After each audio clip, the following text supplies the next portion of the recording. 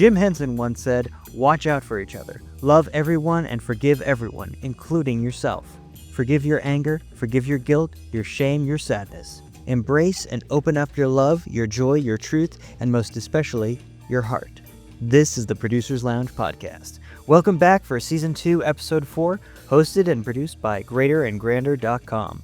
On this week's episode, we're chatting with Anthony Q Farrell, who has produced TV shows including the BAFTA-winning Secret Life of Boys, the Parker Andersons' Amelia Parker, and the upcoming Overlord and the Underwoods.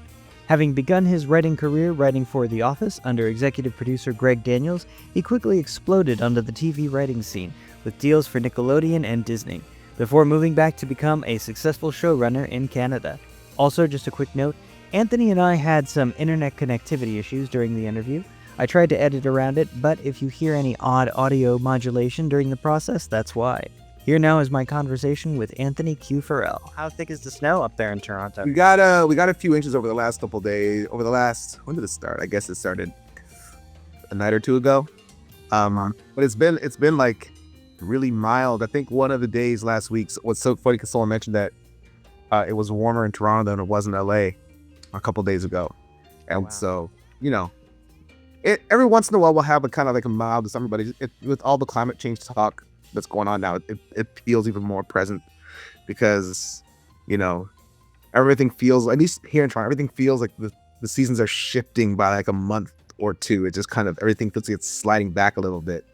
Like it took a little while for summer to kick off, and then it really kicked off, and then it now started kind of a little bit on for winter to kick off, and then I'm assuming January, February, and March are going to be really cold. It's going to make up for lost time. So we'll see. Who knows what this wacky world has got in store for us? Who knows? It's funny you bring that up because like I've noticed the same thing down here because when I first moved to LA longer ago than I care to admit, it was you had fall was actually kind of a thing. Now it seems like you're getting up in like 90-degree days up until October, and then November it just suddenly drops. So yes, yeah. I moved away from LA. I was in LA basically from 2004 to 2017. Uh-huh. And I remember even in that time, that short amount of time, like what the weather was when we first moved there and what it became, you could tell there was a little bit of a shift. Definitely. Did you have snow where you grew up, or? Yeah, I actually grew up. So I grew up in Toronto mostly. Oh, okay. But I also grew up in St. Kitts and Nevis a little bit too. Like my parents are from the Caribbean, so I was born in Toronto, but until I was 8, we moved back and forth quite a bit. Like I would go to school in St. Kitts, and then I go to school in Toronto. Then we kind of go back and forth. I always tell people like there were literally days when I was making a snowman on Saturday, then I'm at the beach on Sunday. So it was just kind of like it was a little bit of a it was a little bit of a weird thing. And then after I turned 8, we kind of settled like for real in Toronto. And then we kind of stopped moving back and forth. Okay, cool. Can I ask what about your childhood had you moving back and forth? Were your parents in the military or anything? No. Like they were, my dad he owned businesses, or he was a manager of businesses in St. Kitts. Like my parents were from there, so they grew up there. And so he had like a budget rent-a-car thing that he was a manager of in St. Kitts, and that he would do taxes and he would do real estate in Canada. So depending on what was going on, like I'd either be in St. Kitts while they're working on that business, or I'd be in Toronto while they were like doing stuff up there. So it felt like I honestly don't know why, like what the impetus was for moving back and forth, but it felt like it was just kind of like a family trying to make it, just hustling, just trying to go where the money is at the time. So that's what it was. And I think also I had a younger brother, a younger sister. And I think whenever they were about to be born, we would be in Canada. We'd make sure that we were in Canada so that everyone was born. So you'd have Canadian citizenship. I see. Yeah. Oh, Because at that point, my dad and my mom, they're definitely landed immigrants because they got I don't know when they got their citizenship, but my dad had citizenship from St. Kitts, and he also had citizenship from the United Kingdom. And then they also got sponsored by my aunt when they immigrated here. Obviously, oh wow, being sponsored and everything was a different situation back in the 70s because they were really, a lot back then. There's a lot of hustling with like in the UK, they had the Windrush with a lot of people from the Caribbean going in the 50s and 60s. And then in Canada, they started doing the same thing with Pierre Trudeau in the late 60s and 70s. And so there's a lot of people coming from the islands to these colder places during the 50s, 60s, and 70s. That's fascinating. I actually never knew that about the Windrush. That's interesting.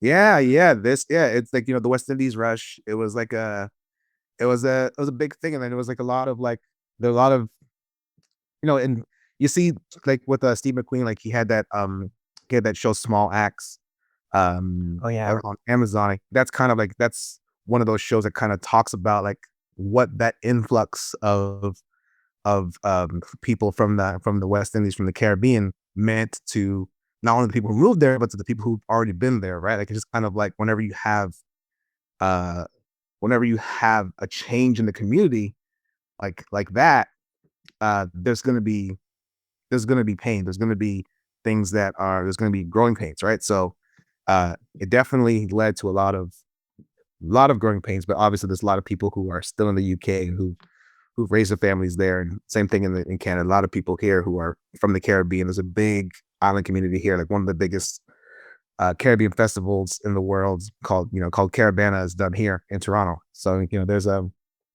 big community here. I'm definitely not in this boat alone when it comes to first generation Canadians whose parents are from the Caribbean. There's a lot. There's a lot of us here. Let me ask, like, so when around this time, when did you get your first interest in going into entertainment? I probably when I was really young, I got into like theater at Mhm. in university. I also got like in high school and university. And then I always tell people like the first little bit of like, you always remember like, the first time you were making people laugh. And like one of the big times is when we used to do speeches in grade school. Like you'd have to figure out like your speeches, and then you do it in front of the class. And then if you did a really good one in front of the class, you get to do it in front of the school. And then if you did it in front of the school and you were really good, you get to go and do it in front of like a region, like the regional. So I was really into like doing funny speeches, like because I wanted people to laugh and I wanted to get, I was that kid that wanted to entertain. So that's when I first realized, oh, this is kind of a cool, fun thing to do. And I watched a lot of TV growing up. Like I was just always in front of the TV. I watched any sitcom that was available for me to watch in the 80s and 90s. I just kind of soaked it all in. I kind of started to kind of get a sense like, I kind of would love to act or write or do something. And I started acting, went to theater school, Uh-huh. uh, doing a lot of production stuff, a lot of acting. Then through theater, I started acting and writing. And then I started doing sketch comedy and doing improv, and I kind of like started branching out from there. And then after I branched out, one of the things that kicked off for me professionally, after doing all the theater and everything for free, Mhm. first thing that kind of kicked off professionally was writing. I started getting writing jobs. And then after all that widening out and focusing on different things, I kind of then honed back in on the thing that was bringing money, bringing money on. So I started focusing on the writing side of things, specifically for TV comedies. And this Um, was all still in the Toronto scene, or had you moved to LA at this point? I'd moved to LA. So the way it worked out was like I went to school in Toronto. My wife and I, Mhm. we got married. In 2001, we moved to Atlanta. We were in Atlanta for a few years. I was doing community theater there and that kind of stuff. And then in 2004, we moved to LA. And that's what I was doing. I was doing theater there. I was doing groundlings, improv, doing sketch comedy with my sketch troupe, The Audacity.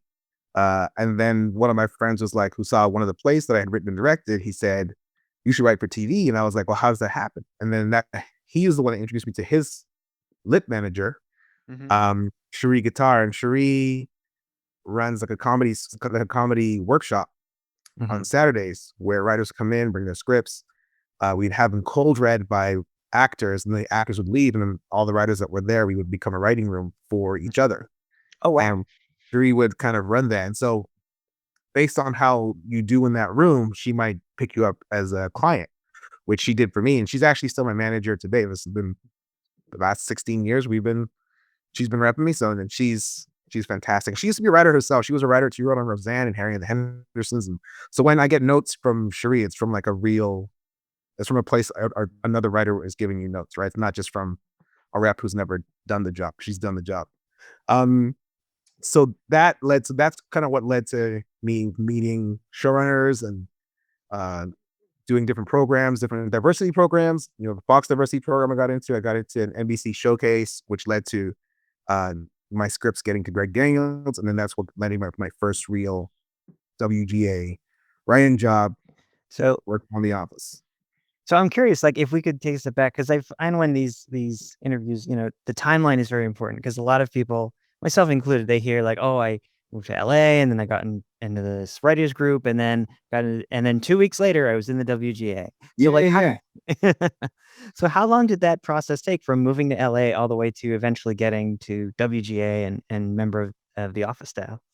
Now that for me, I would say it was pretty quick for me, but it was like 3 years. So Uh-huh. I think that's pretty quick for most people. Like not, it doesn't just happen. Like, so 2004, I got there, um, started working with theater companies. Mhm. Then 2000, it took about a year.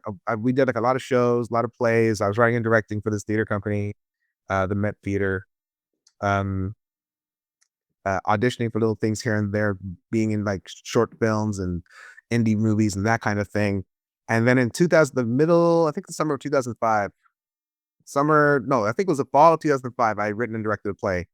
And then a friend of mine, that's when, I got some good reviews, and my friend kind of introduced me to Cherie at that point. That was like, I want to say like October or November 2005 is when I met Cherie. Mhm. Started doing her workshop. I had, by that point, I had already written. So in this 2004, 2005, I had written a bunch of plays, performed and directed them. Mhm. I was trying to work on a TV spec for Arrested Development at the time. So I kind of did all that as well while I was going through the groundlings and going through a bunch of different things and trying to do stand up and all kinds of stuff. I was working during the day at Countrywide Home Loans. So I would kind of work from like, I get on the bus in the morning, go to like, get out to West Hills from North Hollywood, work from like 8:15 to 4:15, get back on the bus, get home, have dinner with my wife. We talk about stuff, she'd fall asleep earlier than I'd like get out into the streets and go do comedy, do stand up, do improv, something else, whatever was going on. And then that was, a few years of that, meeting Cherie, then still doing the same hustle, but I was now more focused on the writing aspect of it. And between November 2005 and I want to say all up to till the end of 2006, so like a year and a few months, I over that span, um I wrote six six scripts. So it was like three original scripts, and three spec scripts. I did a spec on Arrested Development, a spec on Two and a Half Men, and a spec on My Name is Earl. So I wrote those over the year. And then during that year, I was meeting different people. I think it was like late 2006, I got into the Fox diversity program. And that was like a program where they would option your script and then they put you in the writers boot camp in Santa Monica for, I think it was a 12-week course. They paid for all of it and they connected you to Jeffrey Gordon um at the, at the writers boot camp. And that was really cool. And then I also got into an NBC showcase around that same time, um, to do to in that for that you had to kind of submit sketches, and then if your sketch was selected, you would work with the director and some actors, and you kind of hone your sketch, get it figured out, and then you perform it in front of NBC industry people. So I was kind of doing both of those at the same time, the NBC thing and the Fox thing. Uh, and that led to early 2007. Um, we did the showcase, and Mhm. also I was done with the Fox program, and my wife was very pregnant at the time. Oh, uh, so we were kind of like we were like just excited about the baby coming, but also there are new opportunities springing up. And that's during that time, The Office was doing great and they were looking for new writers. And my scripts were given to Greg Daniels, I think sometime in like April, like March, April 2007 is when he started reading my scripts. And I met him, it was a couple days before my daughter was born, like April 18th, April 19th, something like that. My daughter was born April 21st. I remember meeting him in 2007, knowing that we were gonna go. My daughter was gonna get. We are gonna like. We are going to go in on the Saturday that week to induce my wife and have the baby on that Saturday. And I was sitting in the office. I was sitting in the office at the office, talking to Greg Daniels about the show. He loved my scripts. This is already freaking me out. And then he invited a bunch of other writers to come in and talk to me after I was talking to him for like 45 minutes. So then Paul Lieberstein and Mindy Kaling and Mike Schur and Brett Forster, they all walk in and then they're asking me questions. And some of them had read my scripts. And I was like, this is blowing my mind. Then I got a tour of the office from Greg's assistant, Mary, who was from Buffalo and I was from Toronto. So we were kind of vibing about being from kind of the same place and we're talking Buffalo, Toronto stuff. Show with the office. And so I'm thinking to myself, I got this job. Like, obviously, why would they treat me so nicely if I don't have? And then I found out later that there's also like there's two people that were up for the job. It was myself and another person. And I was freaking out because I just had my kid. I just turned 30. I was in this day job, I'm very happy I had the day job. But I was kind of like, I thought this was it. And then I wasn't sure what was going to happen. Was he going to hire the other person? And then in true Greg Daniels fashion, he found a way to hire both of the people that he wanted, myself and Ryan Coe. On a Monday, I found out. And then on Wednesday, I started working on The Office. This is like 3 years. You're not kidding. Like you were able to really get that far in just 3 years because it sounds like you had an amazing pedigree going through Fox and going through the NBC showcase. Let me ask, what was your favorite story about that time? Going through, in between like arriving in LA and getting into The Office. my favorite story. I think, oh man, there's so many great stories. I think, what, um,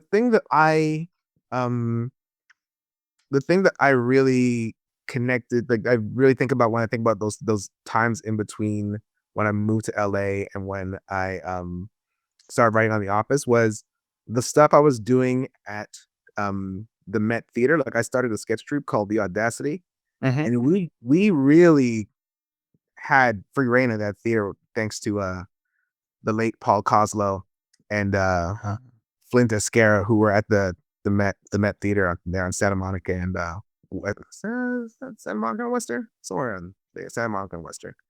And then it was just kind of like, if you needed a night to do some sketch comedy, they would like, hey, take this night.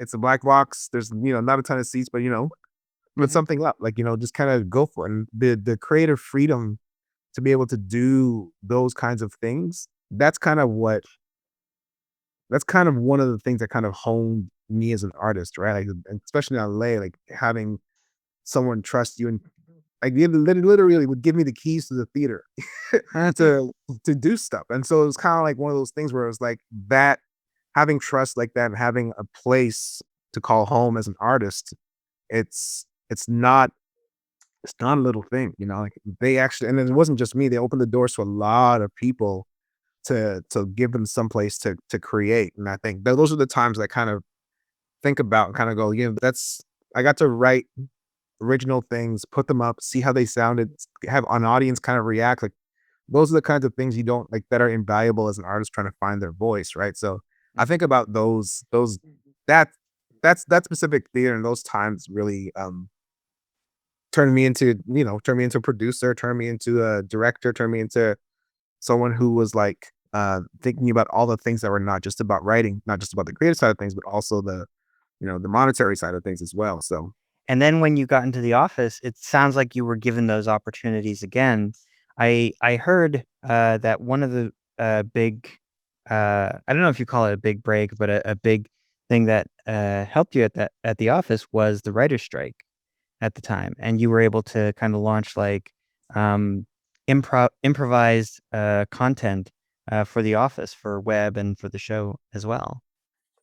the thing that was crazy about that was that we were all expecting it to be just a week or two. We were thinking, oh, well, we'll just, we'll be gone for a little bit. A week or two later, we'll come back and we'll continue what we're doing. Cause we were in the middle of like a 30 episode season. So we had just done our hour longs.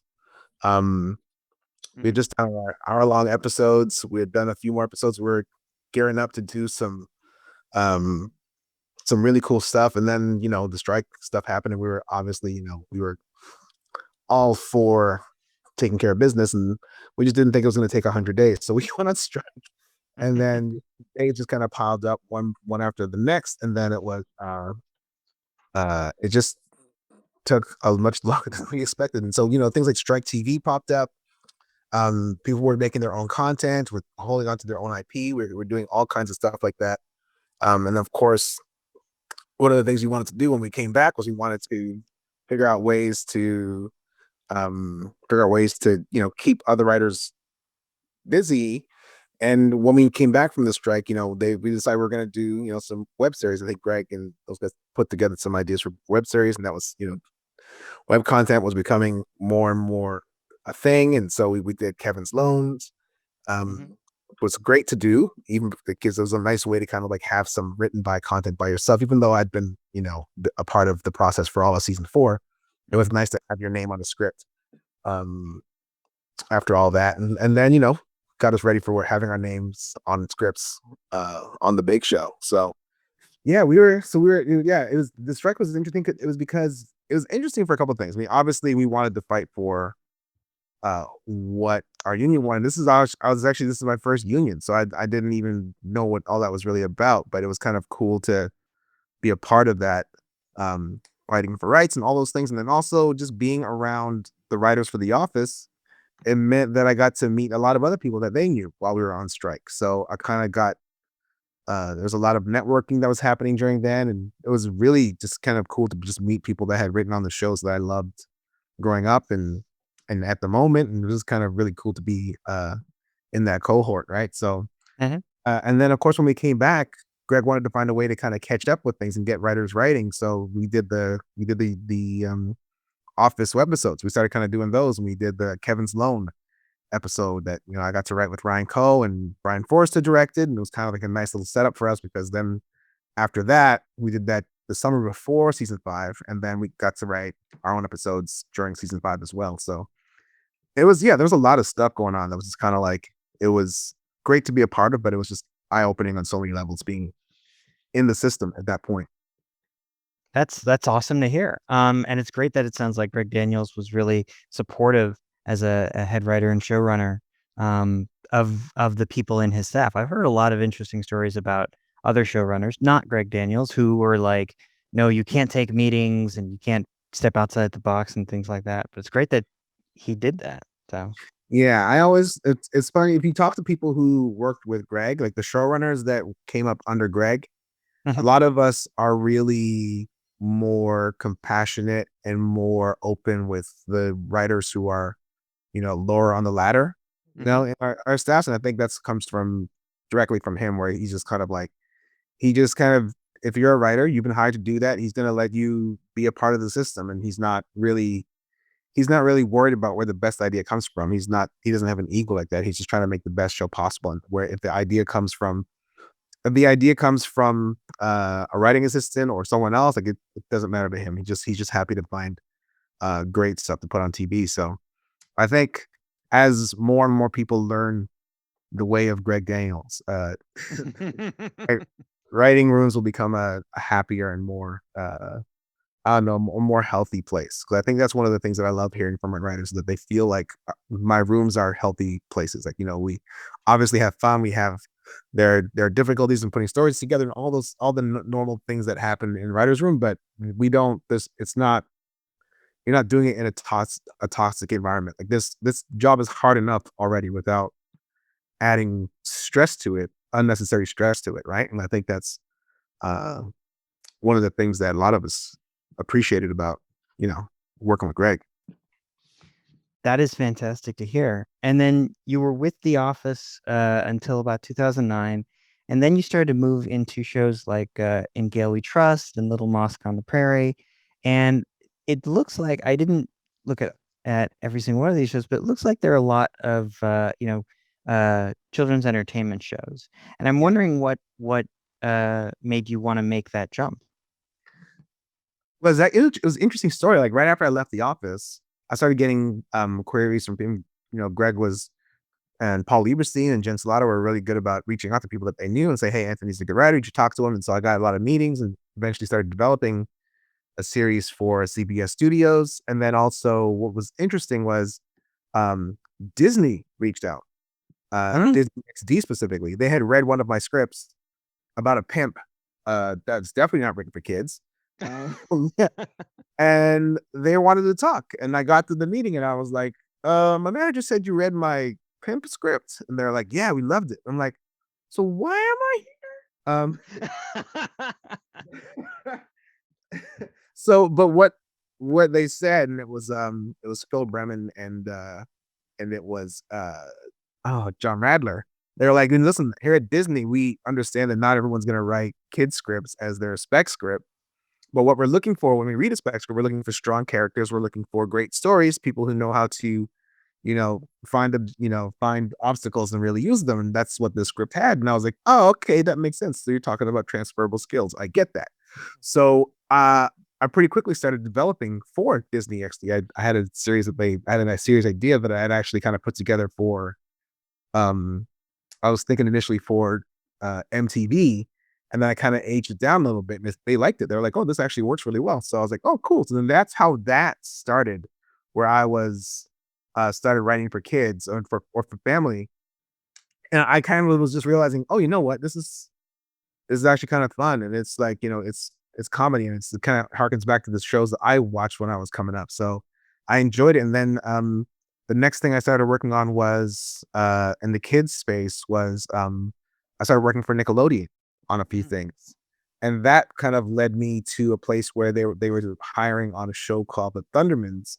And I got that job working on Thundermans. I thought to myself, oh, this will be a fun little thing. I don't know how long, these Nickelodeon shows last.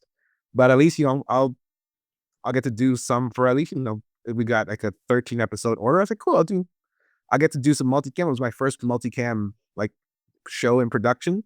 I got to learn how to do stuff with like laugh tracks and all kinds of stuff. But this is a whole new experience. I figured, oh, however long this lasts, great.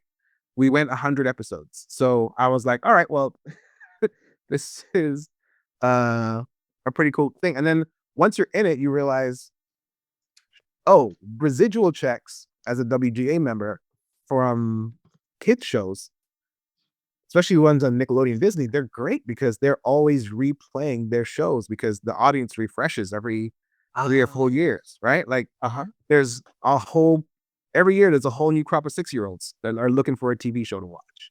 So they keep replaying those things over and over and over again. So you ask a lot of, family show, right? Like, family writers, they're happy with what they do, not only because they get to do write comedies that are kind of harken back to the multicams and shows that you watch as a kid, but because those checks are nice, man. Like I think that you can't lie about that part of it. Is the checks are very nice, and also like just be able to have something stable, especially when you're trying to raise a family, especially if you're in LA and how much everything costs. Anytime you have a stable gig like that, you as an artist, you count your lucky stars, right? And so I've been very, very lucky, very, very blessed over the last 15 years to have, 14, 15 years. So we've been working pretty steadily. There's obviously been a couple of gaps where it's kind of like, oh, well, no work for a year or two here. I'll figure things out.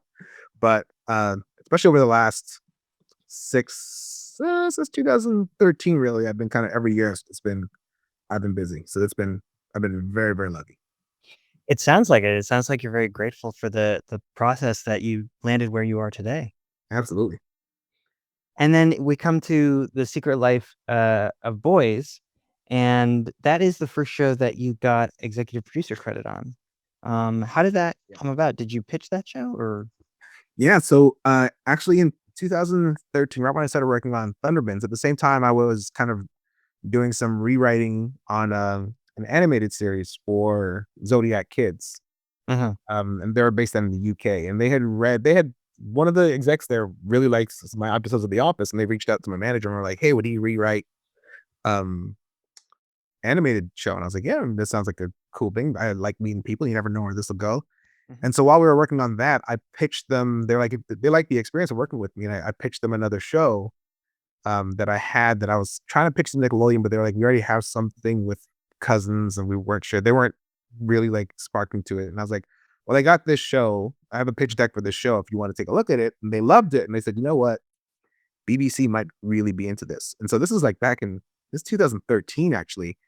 they showed BBC the pitch doc, and Cheryl Taylor, who was the head of CBC, she loved it, and she was like, "Let's do it." And she said, "Actually, what we're looking for right now is we're looking for an interactive show. So if we can make this an interactive show, even better." So we said, "Of course we can do that." And then we started researching how to turn things into an interactive TV show, and it was a great experience. I mean, it took a little while because the first season was going to be 5 episodes, and I was going to write all 5 because the British system's very different. So I actually was doing that while I was working on the Thundermans. It was kind of like my moonlighting gig. The interesting thing with Sweet and Boys was trying to figure out the interactivity because I wanted a show that wasn't going to be choose your own adventure. I wanted it to be something where you keep the story, but there'd be fun and interesting things happening that you can kind of click into, and then your story would just continue right afterwards. Because as a writer, you work so hard on figuring out the beginning, middle, the end of a story. You don't want it to have to figure out the beginning, the middle, the middle, the middle, the middle, the end, the end, the end. I just was like, I don't want to do that every episode. So, we had a couple of ideas, but it really kind of kicked off. We really found our niche when we brought in a producer named Trevor Klein. And it was Steve and Andrew, myself, and Trevor Klein that were the producers in the first season. And he had come from some great places where he had worked in like gaming and that kind of stuff. And so he brought some really, really cool ideas, and we kind of honed them and turned it into the first 3 seasons, I think, are actually interactive. So you can actually watch them as a TV show, or you can watch them on the web, and you can press buttons, get extra jokes, find extra secrets, and it's a whole different experience when you watch it online, when you watch it on the computer on the CBBC website.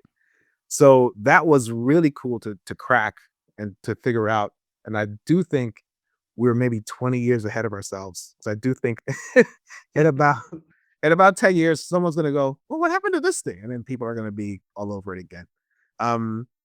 But yeah, that was a really cool experience. And then we ended up doing 5 seasons. The last 2 seasons were not interactive, but Mhm. we, it was great because we had with the interactive, but even for all 5 seasons, we had uh, a 23-minute version, and then we had the interactive version that had extra funny gags and extra silly things and extra secrets that you can find. And it just really, it turned into a different thing, and kids really connected to it and sparked to it. And yeah, so that was a lot of fun to figure out. And I think there's a way to do that now that everyone's watching shows uh, on phones and on iPads. There's a way to do it for adults for sure. And I think it's just got to be figured out. Netflix is trying to do something similar, but theirs is all choose your own adventure. And I think it's a little bit, it's not Yes. as, yeah, it's just, yeah.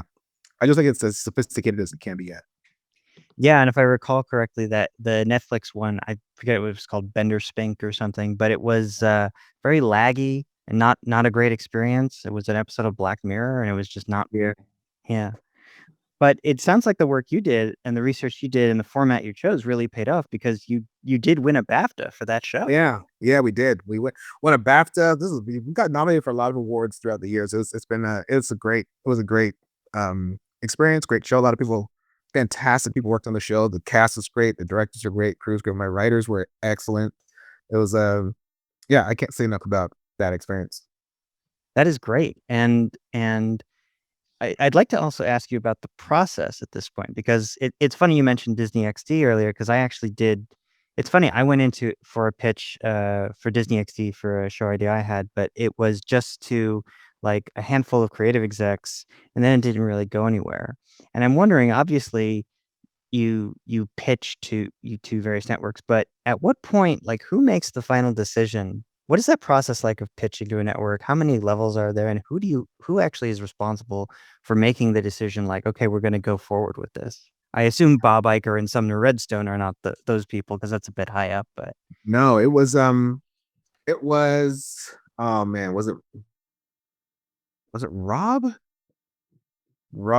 I feel like Rob Marshall feels like the right thing. It's been such a long time. But what happens is you meet. So, for instance, we were at the time. This is 2010 now, but basically at the time it was we were dealing with like managers and just different execs who were like in the development side of things, VP of content, those kinds of people. And then you work with them to figure out the show and to do a bunch of different drafts. And when they feel it's ready, they will take it to, I think, who did I sit with? Oh man, I sat with, so it wasn't John, it was John Rather I was working with, and then Phil Brennan, who's now I think he's at Netflix. I'm not sure where Phil is. I know John Ratner's at Imagine now, but they had to run it up to their boss, and I had to have a meeting with their boss at some point to kind of like pitch him the idea and say, this is what I want to do with it. This is where a couple of seasons are, blah, blah, blah. And then he just kind of sat there and listened and had some questions and then, all right, thanks. And that was it. And then it didn't go that was kind of like, they chose not to move forward with it. But if they chose to go forward with it, that would be the person that would greenlight things. And then then I get to go and make a TV show. But unfortunately for that show, it didn't work out in my favor. But it's one of those things where like there are so many shows now that sometimes you get greenlit, sometimes you don't, and there's always one person or a group of people who are kind of like making that decision at the end of the day. And every broadcaster's kind of got a different kind of setup, but like usually you're talking to execs on the development side of things. You're developing with those people, and then when they're ready, they take it to their bosses, and then their bosses kind of go, "Oh, I like this," or "Is this what you've been working on?" And then they throw it there. They walk away. Uh, so that's kind of the process. I mean, when you get to a certain level, like I'm sure, like there's certain people who have gotten hit shows, and then they skip that level where they're working with someone else before they decide they're just working with the top person. So, and then after Secret Life of Boys, you moved on to the Parker Andersons and Amelia Parker. And that was a really interesting show because it was about a blended family. But also, I know on that show, you did an all BIPOC writer's room. And I was wondering what that was like assembling that writer's room. That one, it was a little bit zany because I actually took that show over about 4 weeks before we were going to start shooting. So that one was a little bit wilder. Like the previous showrunner was older white man who was writing characters, and black directors who were coming in to meet with him weren't feeling the black characters were being taken care of as well as the white characters. And so they were declining working on the show.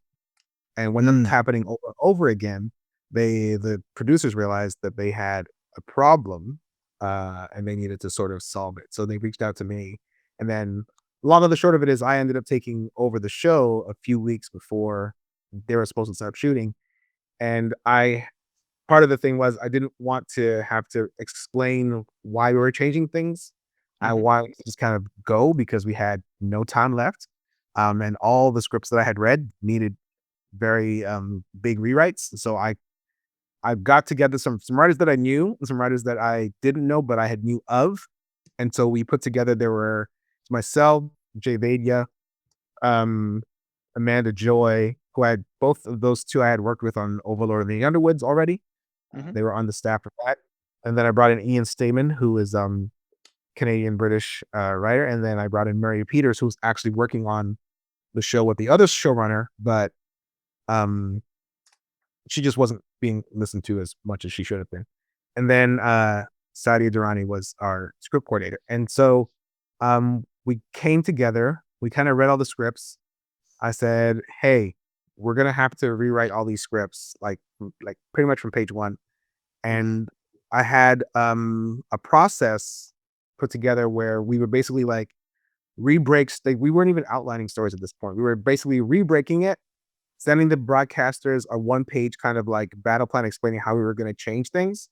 Once they approved that battle plan, we would go right to script. And so the writer would go, so each writer, we rebroke the first 10 episodes, and each writer basically took 2 episodes and had to write those 2 episodes over the span of 2 weeks before the table read. And then the table reads were basically of first or second drafts of those scripts. Like we didn't have time to do very much rewriting after that. And then we got the shooting drafts. And then once we got the first 10 kind of squared away, we went back in and we rebroke the second half of the season, the back 10. So while I'm on set, the writers are were with my co-EP Jay Vadia, and they were like rebreaking stories and kind of like doing stuff while I was on set working with directors and cast and getting the first 10 ready. It was It was honestly, it was not uh not the way anyone should make a show. We got through it because we had really good writers, we had a really great cast, we had, it was one of those things where everyone kind of pulled together to make it happen. And in fact, to the point where most of the crew did not realize that we had started on the show only a few weeks. Some of them actually started on the show before we did. Um, they're like, "What are you talking about? These scripts are great." And I'm like, "Yeah, thank you, but this is not. This is we're sleepy," is what I meant to say. So it's just like they'll both, but it it turned. I think the show is excellent. I think we did a great job with it, turning it around, and the cast definitely felt really relieved because a lot of them were worried after having read early drafts of the scripts that they were going to say things that they didn't want to say or have to really consider whether or not they would actually want to be in the show, those kinds of things. And so I had to have a lot of conversations with some of the cast members, some of whom I actually knew in the past before, and just to let them know that authenticity was important to us. That was job number one, making Mhm. sure that the characters felt real and not stereotypical, and um, not just and not bad, but just not a bad representation of how we want to showcase any kind of character. So we kind of went back in and kind of redid the show with a bit more compassion, a bit more love, a bit more authenticity, and then I say a bit more, I mean a lot more. And then and then we got the show to a place where I think everyone was really excited about and really happy with. So and it's a great concept for a show. I think um the idea of having two shows that are kind of different, but one is looking at the family's point of view, the Parker Andersons looking at for the family point of view, and then the second show is looking at the youngest daughter who she's dealing with selective mutism. She Mhm. doesn't speak to anybody. And so seeing the world through her eyes in the second show is a really interesting thing to try. It's really interesting not to try to correct. If you have a character that's looking at the world through selective mutism, how do you choose to like how do you display that? Like how do you talk with your writers about how that needs to be portrayed and prepare that so it deals with disability in a respectful way? Yeah, well, I mean that was the idea, right? We're just trying to be respectful, understand it. So we all kind of were sharing documentaries that were watching and reading up on it, and just kind of that was one of the first things we did, like really quickly early in the process, was just kind of understanding what this actually meant, how it comes about, like what is the right way to go about telling these stories. And we decided that Amelia Parker was going to she was had started. This is some stuff that was in the previous draft, but they'd never really figured it out. And so we kind of connected some dots that made it easier. Was her mom had passed away, but we connected the trauma of that to her selective mutism, which is a real thing. That's something sometimes what really happens. And so we wanted, and also there were these things where she was speaking to camera, but they never explained why in the old versions.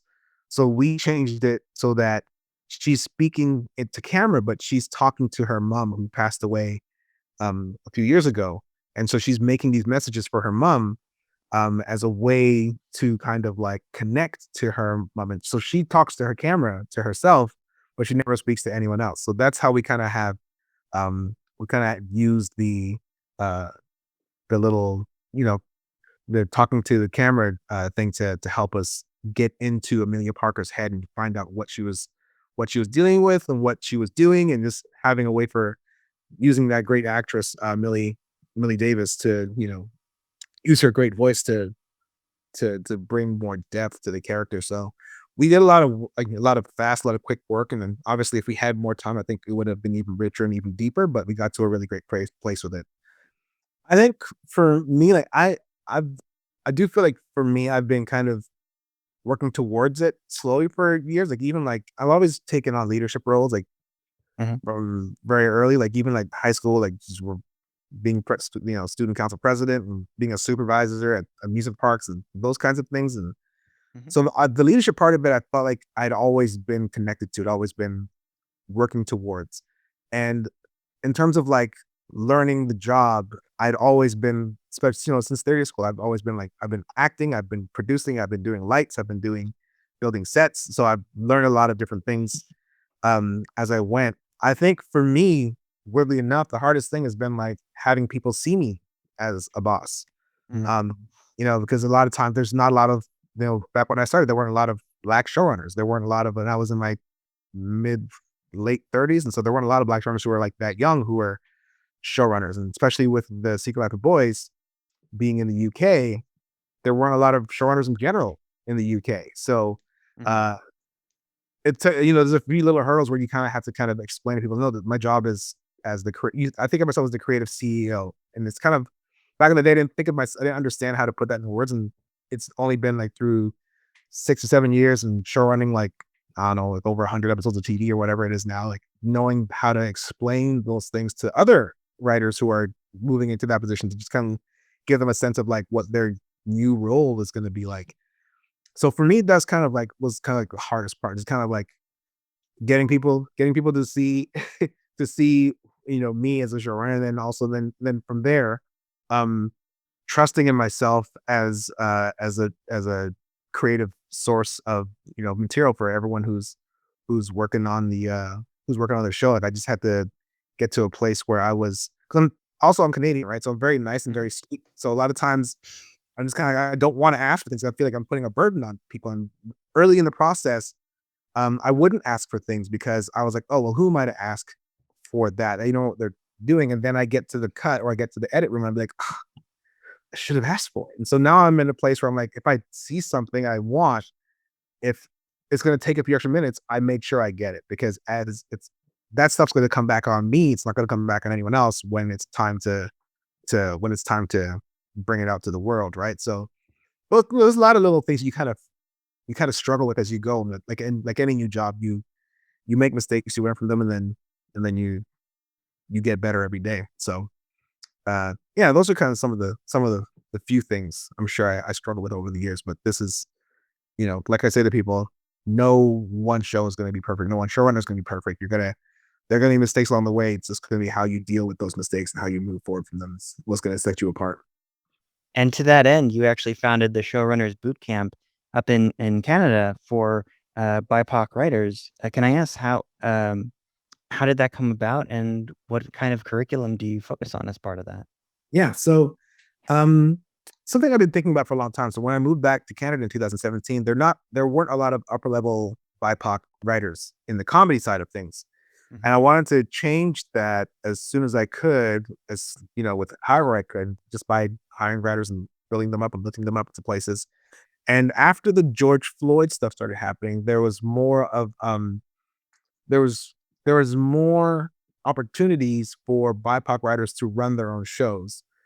But what's happening here in Canada, there's not a lot of training for show running. It's not something that you can just kind of go, well, how to learn how to show run? I just go to a school and figure it out. Like you have to kind of learn from another showrunner, because other showrunners are the only ones who really know what this job entails. And Mhm. I was lucky enough to learn from great showrunners, like not just Greg and Paul and Jen in the office, but like showrunners on the Thundermans and on Little Mouse on the Prairie, and just people I've worked with over the years.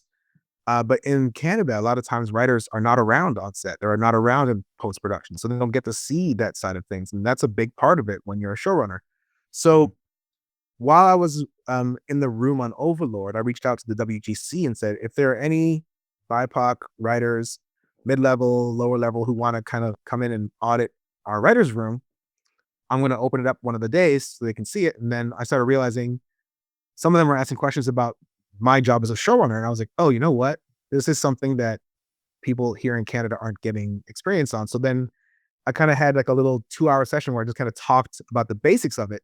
And I could tell, and this is late August 2020. So we're, deep in the pandemic and virtual rooms and all that sort of stuff. But I could tell then there was a hunger. People were like, just after the 2 hours, they're like, I need to know more. We got to do this again. Like this has got to happen again. So at that point I said, as soon as I have time, we're going to figure out a way to do a much more extensive boot camp. Because I know there's a showrunners thing for the WGA that some of my friends have gone through, and I know that Will says I wanted to go through, but I never had a chance to because I moved away from the States before I had a level, before I had a credit that I could use to get in. But so like after I was done shooting Overlord, I decided, this is a good time to, and this is 2021, summer 2021. One of my friends, Jinder, Lisa Chalmers, she's like, hey, we gotta do this. I know you're working on a showrunners boot camp. I've been talking to some people. We need to do this like ASAP because there's a lot of people who are getting opportunities and they do not know what the job is about. So because I knew that there were people getting opportunities, they weren't getting the proper training. What was going to happen, what happens a lot when BIPOC writers get chances, if they don't do it well, they don't get another chance. That's just unfairly, that's just what happens. So I wanted to set up as many writers as I could with as much information as I could so that when they get their chance, they know what they're doing. They had their, I've demystified a bunch of the job. I've explained how things work so that they are going into these jobs with just more information, more knowledge, and hopefully that would lead them to a better chance at success when they were done with it. Not so far so good. Like a lot of people who are actually show running things while they're in the boot camp or about to show run things after um, they were done the boot camp have been sending messages and just kind of saying, this has been amazing. It's been so helpful. And we basically break down show running from beginning to the end of it. So right from you've got greenlit, you have to choose a room. How do you choose a room? What are you looking for? The dynamics of you as a showrunner now that you're not just a writer, but you're a manager of people. How do you do that? We talked about your relationships with the broadcaster, with the production company, hiring the creative departments, like, directors, production designers. What are you looking for? What should you be looking for? Those kinds of things. Sorry, my dog is upstairs. It's okay. Barking at someone who's dropping off a package. I thought he was barking at the internet. Moose is he's a very good barker. Apologies. But so then we get into like talking with one of my line producers, Jim Corsten, who's a really good friend of mine who worked at Overlord and Amelia Parker and Parker Anderson's. He came in, talked about his job, talked about budgets, talked about how he breaks things down, like how he works with showrunners. Talked to post-production supervisor Dave Huban, who has worked in Overlord. He came in. He's worked for years on different shows, including like Orphan Black and Tall Boys and Killjoys and a bunch of other things. Kind of broke down from the beginning of the process of post-production, say from just getting dailies to the very last delivery, like how that all works. So many writers were like, oh my goodness, I did not even think about all this stuff. Then I talked about how you work with the post-production supervisor. And then of course, working on set and just being there for your director, how like what notes you should be giving, what notes you shouldn't be giving. Those are the kinds of things we kind of talked about. And then I brought in a few other showrunners who were Canadian BIPOC showrunners. Floyd Kane, who does Digstown. I brought in Marsha Green, who works on the Porter and then some other shows. And then also Vera Santamaria, who's the showrunner for the last season of Pen 15. And they kind of broke down their experiences as well, because I wanted the writers, these 53 writers who are part of this bootcamp, to not only get it from me, but to get it from people who are in the job right now and to get a sense of not just how I deal with things, but how other showrunners deal with things. And there's no one right way to do it, but there are a lot of things that are going to come at you, and you have to tackle them in the way that you that works the best for you. So it's just a matter of figuring that out faster.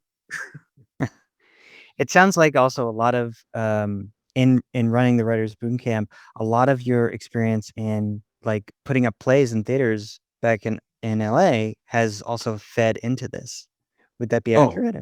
Absolutely. Yeah, absolutely. Because all that is like it's producing, it's getting a bunch of merry misfits together to figure out how you're gonna entertain the world. And that's that's been my life. Since high school and university, it's just kind of like that's why I love Kermit the Frog so much, because I feel like he's my inspiration and my aspiration, just to become a person who is just surrounded by as many Muppets as possible, just trying to put on a good show. So let me ask, Hollywood has been known for having a diversity problem over the decades that it's been in existence. If you could, wave a magic wand, besides doing more writers boot camps in LA, or showrunners boot camps in LA, what would you do to improve diversity in Hollywood? I think the place where, at least I'll speak for Canada right now, I think the place where we need a lot more diversity right now is in the broadcasting ranks, like the people who are choosing which shows go on and how they go on and those kinds of things. I think we're doing a good job of getting diversity into the writers' rooms a bit more now. But I think we're just thinking about the creative side of things. We need people on the business side as well, because until you actually have decision makers and those people in those seats who are people of color who understand those plights, I think not as much as we want to change can change. And I think in LA, in terms of like Hollywood and the American industry, I think same thing. I think we just need, we're getting more and more people who are becoming decision makers, and it's a lot of times it's like a writer or an actor who gets a deal and now they're kind of like starting their own company and doing things there. But then who's that money coming from? Like, it's generally speaking like one of the billionaires who owns the broadcast, owns the broadcaster or the channels, right? So we need more people. We need more billionaires who are people of color who will be running networks. I think that's where we need to get to that part now too, so where you can start controlling more content. I think that'll help things. And the more people look to understand each other and look to actually like be empathetic and connect to people in a real way, I think things will continue to change for the better. So I was wondering, who is your favorite philosopher, or what is your favorite philosophy quote? Can I go back to Kermit the Frog? Absolutely. Yeah. I always think about the end of the movie. Life is a movie. Write your own ending. Keep believing. Keep pretending. We've done just what we set out to do. Thanks to the lovers, the dreamers, and you. Like, I think if that doesn't get you going, I don't know how to help you. And that is Season 2, Episode 4 of the Producers Lounge podcast. Thank you to my guest, Anthony Q Farrell, for joining us. You can find out more about him by checking out the show notes and visiting our website at greaterandgrander.com. Our intro and outro music today was Mount Fuji by Breuss Arrizabalaga Quintet. Our episode still image is by Ricardo Tomas on Greater and Grander. If you have any questions or suggestions, we'd love to hear from you. Let us know in the episode comments. You can stay up to date by following us on social media at the handle Greater Grander, all one word. Join us next week for more cocktails and questions, and until then, keep producing dreams.